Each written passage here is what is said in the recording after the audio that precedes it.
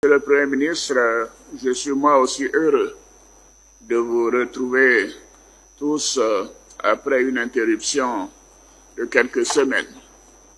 Ce Conseil des ministres se tient près de 2 mois après la disparition de mon aîné, le président Henri Konan Bédié, ancien président de la République qui a marqué la vie politique de notre pays pendant plusieurs décennies.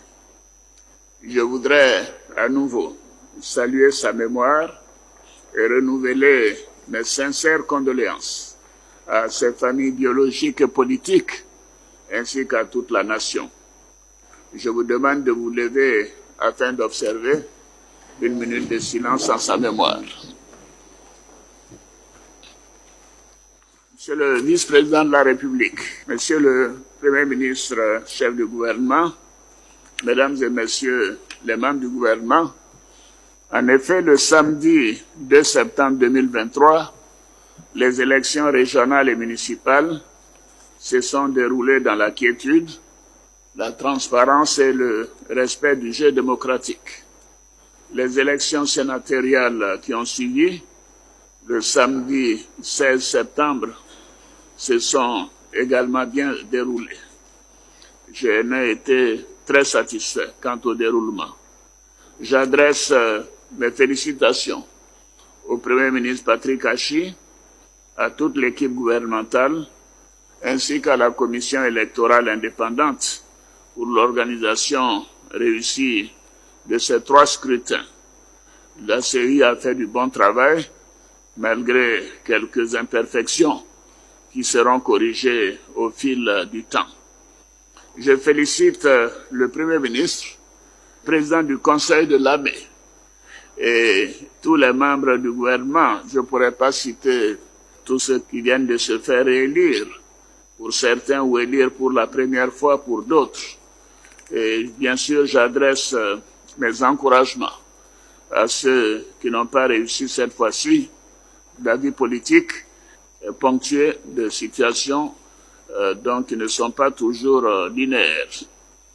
Monsieur le vice-président, Monsieur le Premier ministre, Mesdames et Messieurs les ministres d'État, Mesdames et Messieurs les ministres, je dois dire que je suis satisfait, même très satisfait, des bons résultats de ces élections qui traduisent bien l'adhésion de nos concitoyens aux actions menées par le gouvernement. Je considère que nous devons poursuivre cette voie et je suis très heureux de ces résultats. Monsieur le Premier ministre, vous avez souligné la détermination et l'engagement du gouvernement à accélérer la mise en œuvre de la feuille de route du gouvernement pour l'année 2023. Je prends bonne note de toutes les actions qui feront partie de vos priorités au cours des prochains mois.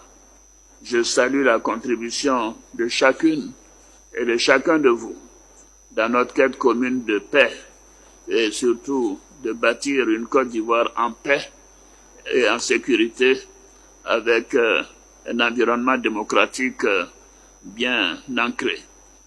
Je compte sur vous pour que cette rentrée soit placée sous le sceau de l'accélération des réformes. Je vous demande de vous y consacrer avec davantage d'ardeur et d'efficacité. Alors je voudrais dire que normalement, après des élections de ce genre, on procède à un remaniement ministériel. Telle n'est pas ma décision aujourd'hui. Cela se fera dans les prochaines semaines. En attendant, je vous encourage à continuer le travail qui est fait en toute sérénité. Je voudrais dire que, bien sûr, les élections locales ne sont pas un critère de rester au gouvernement ou pas.